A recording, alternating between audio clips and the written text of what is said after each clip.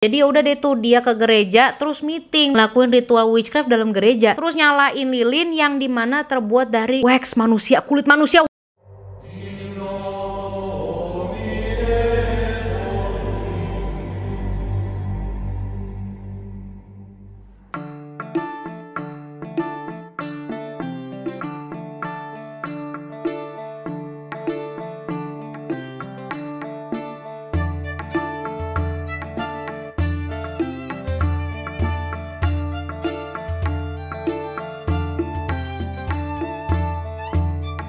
Hey guys, V-Kids, apa kabar? How are you hari ini? Welcome back to Black Museum. In today's video, gue akan membahas gini. Orang zaman dulu tuh ya, maksudnya orang zaman medieval, mereka ini rajin berdoa terus masuk ke gereja, bukannya karena masalah pribadi, minta diampunin dosanya, masalahnya dilancarin sama Tuhan gitu kan ya, buat kesehatan, kemakmuran, no. Tetapi untuk dijauhkan sama yang namanya practice witchcraft atau ilmu-ilmu sihir. Dulu itu mereka banyak yang percaya kalau orang-orang yang punya ilmu sihir sama aja dengan makhluk-makhluk yang dikirimkan dari iblis sendiri atau setan. Yes, this video is juicy dikarenakan gue bakal nyerita ini salah satu tokoh yang dianggap hidupnya itu menggunakan ilmu sihir untuk pertama kalinya. I'ma repeat it again, okay? Witchcraft untuk yang pertama kalinya ketangkep in 4K HD, bukan Salem Witch Trials. Ternyata bukan Salem Witch Trials, tetapi jauh sebelum itu ada yang namanya Dame Alice Kittler. Dan inilah sejarah witchcraft untuk pertama kalinya yang ketahuan. Let's go.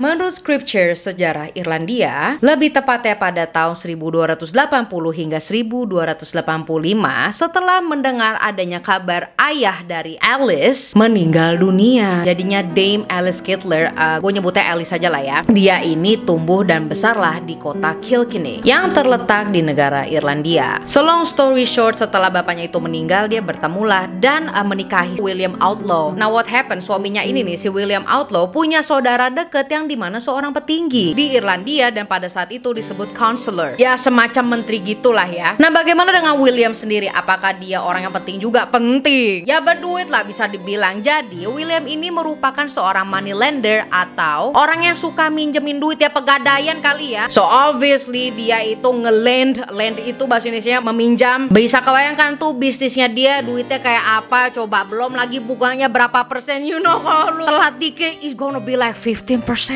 So anyways, bisa kebayangkan lu kalau dia tuh kayaknya kayak apa pada saat itu. Setelah lama menikah dan menjadi salah satu orang yang sukses di kota Kilkenny, akhirnya dia sama Alice ini punya anak lah. Dikaruniakan anak yang namanya adalah William Junior. What happened after that? William Senior, yaitu bapaknya, meninggal dunia. Akhirnya si anaknya ini William Junior pas dia udah besar melanjutkanlah bisnis bapaknya ini menjadi money lender. Dan uang-uang sebelumnya ya udah jelas jadi warisan ya buat dia dan si Alice. Dan memang si anaknya ini tekun dikarenakan sukses juga ngelanjutin bisnis bapaknya. To the point kesuksesannya itu membawa dia menjadi mayor atau wali kota di Kilkenny. Nah, ya udah kan, what happened to Alice right now? Bosan sama kehidupannya yang punya satu anak doang walaupun udah uang berlimpah gitu ya. But she a widow, dia janda. Akhirnya pada tahun 1302 Alice ini menikah lagi deh dengan seorang money lenders lagi. Money lender yang kaya dan sukses juga dari kota seberang yang namanya adalah Adam LeBlanc. Nah, dikarenakan suaminya Alice ini yang pertama juga dikenal banyak duit dan sukses juga di Kilkenny, pernikahannya dengan Adam nih yang suami kedua juga ngebuat mereka memiliki kekayaan yang sebanyaknya itu 300.000 pounds. Aduh no, pokoknya mereka berlimpah banget lah. Nah, mulai deh yang namanya tetangga-tetangga ibu-ibu kan suka gosip gitu ya. This time to talk about Alice. Menurut scripture, allegedly kematian William Senior, yaitu suami pertamanya Alice, itu terjadi karena dia dibunuh, bukan kematian natural. And you already guess it, dibunuh sama siapa? Alice. Tetapi nggak Alice juga menurut mereka, Alice dan Adam. Lah Adam ngapain ikut-ikutan, but who knows? Nobody knows what really happened back then. Ini hanya ada dalam buku sejarah. Tetapi again, hal ini nggak bisa dibuktikan secara konkret dan nggak ada kelanjutannya lagi. Tetapi nih highlight dari pembahasan ini adalah orang-orang udah ngomongin tentang Alice. Akhirnya pada tahun 1307, Adam ini mewariskan sebagian besar kekayaannya kepada anak tirinya yaitu William Junior. Lo masih inget kan ya, dia nih punya punya anak satu tuh dari William Senior. Tetapi ada yang aneh dan janggal nih. Oke, this is getting juicier back there. Yang aneh adalah padahal diketahui bahwa Adam LeBlanc itu sebenarnya udah punya anak kandung. Not from Alice, tetapi dari pernikahan sama istrinya yang pertama. Jadi Alice itu istri keduanya si Adam LeBlanc. So anyways, itu kan lumayan aneh ya, kok malah anak kandungnya nggak dikasih, malah anak tirinya. Dan Alice juga dikasihin deh tuh warisan sesuai aturan yang ada. Well, apparently there's a rule yang namanya adalah rights of dower, yang dimana diperuntukkan untuk para janda akan mendapatkan sepertiga kekayaan dari suaminya setelah suaminya meninggal dunia. Now what happened? Meninggal dunia, jadi Adam LeBlanc he's dead. Yes, he passed away. Lagi-lagi suami dari Alice ini wafat. Dan lagi-lagi Alice menikah untuk yang 1, 2, 3. Menikah sama laki-laki kaya.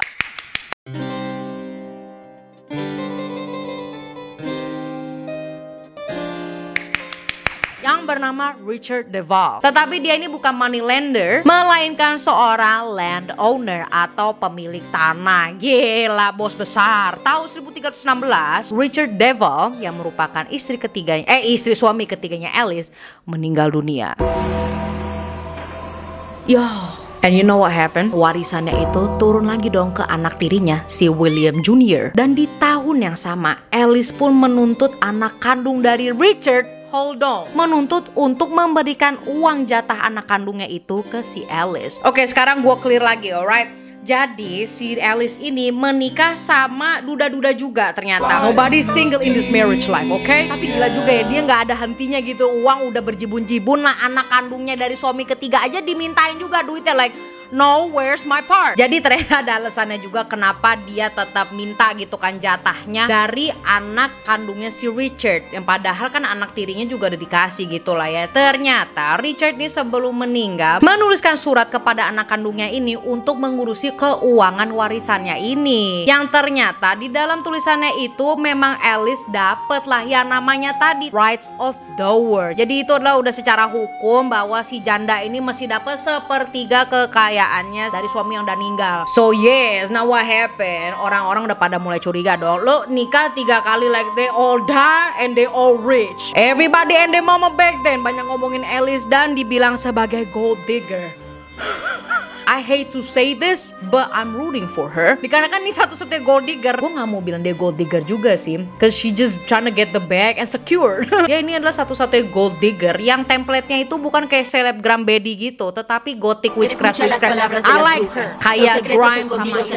Anyways, yes, dia ini diomongin lah sebagai gold digger sejati, which I don't think she did. She's just trying to secure the bags. Tapi ini gak dihiraukan sama sekali lah sama si Alice. Dan dia tetap aja bodoh amat, nikah lagi dong. Yang keempat kalinya dengan seorang kesatria, Sir John Lapoa. Dan dari situlah dia punya nama depan Dame. So apparently if you marry with an Irish knight, lo bakal dapat jabatan juga. Bukan dapat jabatan, title lah ya untuk seorang istrinya, yaitu adalah Dame. Lagi-lagi berhasil lah dia menghasut kesatria biji putih ini untuk ngasih warisannya ke William Jr., anak tirinya. Well, you know what? She's a loving mother. Dia adalah seorang ibu yang menyayangi anaknya. So I'm rooting for her. Dari sinilah si Alice dianggap punya kekuatan, and it's not a joke anymore. Yang dimana tadinya orang-orang ngegosip dong, akhirnya jadi ketakutan. Jadi mereka ini menganggap bahwa Alice mempunyai kekuatan guna-guna sama anak tirinya ini, yang bisa membuat suami-suaminya ini mati secara tiba-tiba dan mau ngasih warisan ke anak tirinya. Yang padahal tentunya di antara mereka kan juga udah punya anak kandung gitu loh. Alice akhirnya dituntut lah dan dikenakan undang-undang perdukunan alias witchcraft kayak Indonesia dong, ada undang-undang perdukunan. But it's not a joke yo. Udah berapa kali gue ngebawain kasus tentang dukun-dukun, akhirnya negara kita punya undang-undang perdukunan. It's a thing in here. Dan pada masa itu ya, ternyata hal ini adalah sesuatu yang setara lah sama petty crime atau kejahatan kecil kayak nyolong atau maling. Jadi hukumannya itu nggak berat-berat amat pada waktu itu. Bukan Salem witch trials tuh, beda lagi. Well, nanti ada hubungannya sih. Dan pada masa itu Catholicism dan Christianity di Irlandia percaya bahwa witchcraft itu sebenarnya saling berhubungan lah sama agama. Maksudnya ini adalah penyihir atau dukun pada masa itu. Ketika mereka bikin ramuan, ini racikannya itu dibuat pada saat umat-umat Kristiani itu lagi berdoa dalam rumah Tuhan, maksudnya lagi pada gereja. Nah, waktu itu juga lah para dukun ngebuat racikannya. Lalu pembuatannya boneka santet itu dibuat pas salib gereja diberkati. Dan yang ketiga adalah this one, well, ya emang namanya orang zaman dulu lah ya. Mereka menganggap bahwa obat-obatan biasa ya yang diracik sama dokter-dokter malah disebut witchcraft. Padahal baik loh, maksudnya buat disembuhin dibilang sihir. Emang gue bingung sih, aduh gimana konsepnya. Makanya budaya fortune telling atau pembacaan mantra-mantra gitu ya kalau zaman sekarang, tarot, itu banyak di-ban dan dilarang sama gereja, apalagi di tahunnya si Alice Kittler ini. Sampai akhirnya pada tahun 1258 karena adanya statement dari Pope Alexander keempat, yaitu seorang uskup besar umat Katolik, semuanya ini yang berbau sihir atau witchcraft termasuk penyembahan idols dianggap sesat. Jadi if you know this, di medieval era itu banyak yang namanya theater act with dolls. Nah, dikarenakan banyak masyarakat yang suka dengan entertainment tersebut, jadinya mereka mengidolakan lah yang stage play seperti itu. Sebenarnya namanya bukan stage play, gue salah deh. Nanti gue kasih lihat gambarnya dan nama sebutannya apa. Nah, kalau kalian mengidolakan sesuatu yang seperti itu sama aja lo nyembah satanisme. It's just like, gue demen banget kan sama Ewan Mitchell. Gaumaus ne hurtami repakona eupeopoles. Silvotaromi sirtomi tiripeti retu. Who plays Aemon Targaryen. Terus kan gue ngidola banget, gue dibilang satanis anjir. Weird, buddy, you're weird. Karena ini sama aja memberikan kekuatan in favor of their soul. Berat nggak tuh bahasannya. So anyways, let me continue. Sampai di tahun 1324, Alice ini udah jadi orang kaya banget, kaya sampai 7 turunan. Dan terus lagi menambah kekayaannya dengan cara praktek money lending. Kan lu masih inget ya si William Siniry itu kan jadi orang penting tuh. He became a mayor, tetapi money lending bisnisnya itu tetap jalan lah sama ibunya ini. Ya, yang namanya orang tambah kaya semakin banyak yang nggak suka. Tetapi masih ada sih yang suka sama Alice.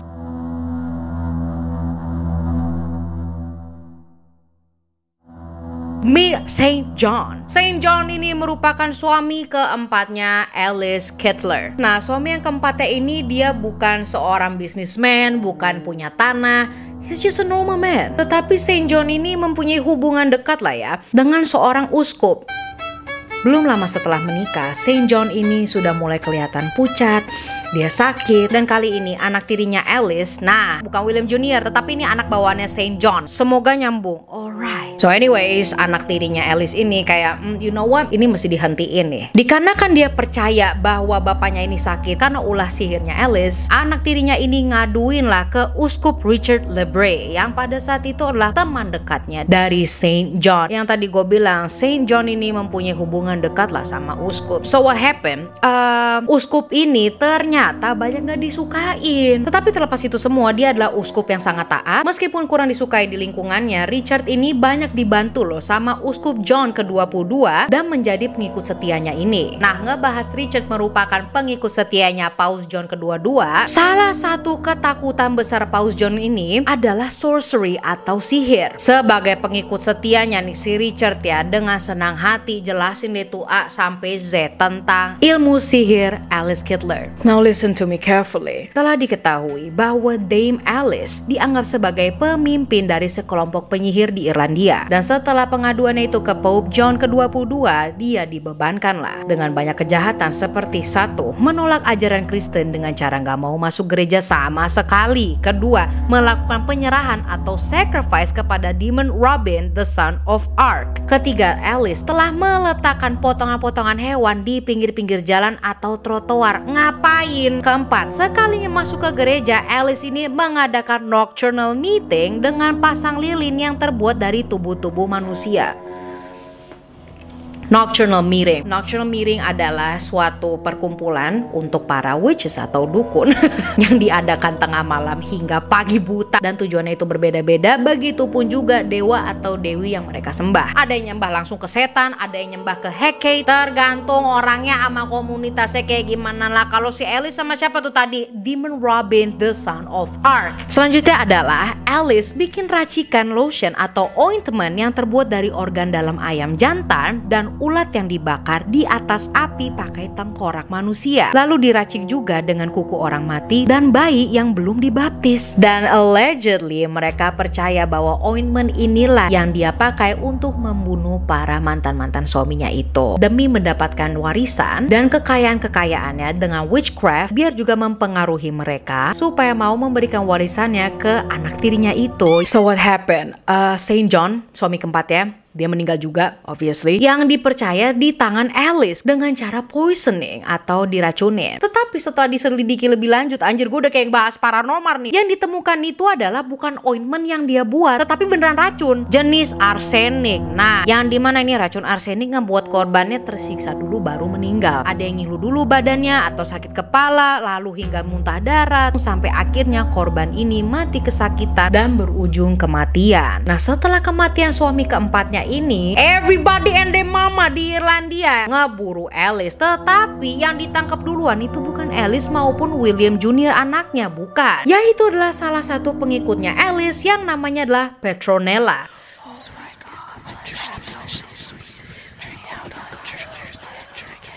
Petronella ini ditangkap dan disiksalah secara publik sampai akhirnya dia mengakui atas kejahatan-kejahatannya sebagai pengikut Alice. Nah kan, dengerin ini baik-baik. Setelah itu semua, Petronella ngakuin sendiri kalau dia ini gak nyesel loh sama sekali atas perbuatan-perbuatannya dan menyatakan bahwa tidak akan ada lagi penyihir yang sangat berbakat dalam art of witchcraft hingga kiamat selain Alice Kittler. So what happened? Petronella ini meninggal dengan cara dibakar hidup-hidup dan menjadi wanita pertama di Irlandia yang kena hukuman dibakar hidup-hidup. So yes, ini semua terjadi sebelum Salem Witch Trials. Gue belum kelar.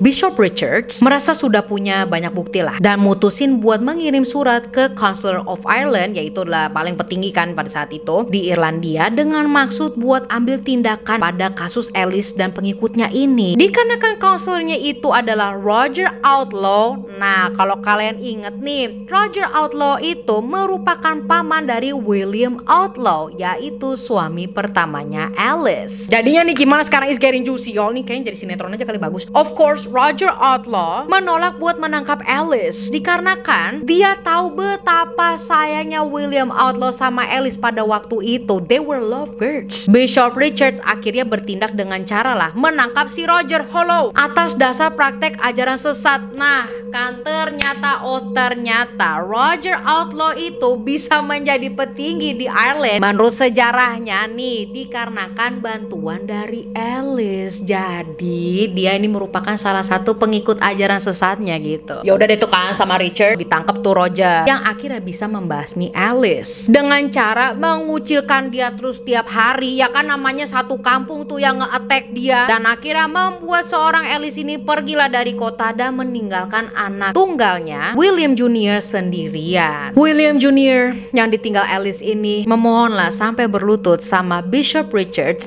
supaya diberikan hukuman yang gak terlalu berat. Yang awalnya dia itu harusnya nih di penjara, tetapi karena dia ini terkenal dan punya pengaruh di mana-mana. Lo inget ya, dia kan mayor juga gitu loh, mayor dalam kota tersebut, merupakan moneylenders juga yang membantu banyak orang. Akhirnya, oh you know what, he's playing an important role. Akhirnya hukumannya itu berhasil deh tuh diturunkan sama Bishop Richard menjadi lebih ringan, yaitu dengan cara datang ke misa, pengakuan dosa, ngasih makan kepada rakyat miskin, dan benerin genteng katedral. Tetapi itu semua nggak ada yang dilakukan.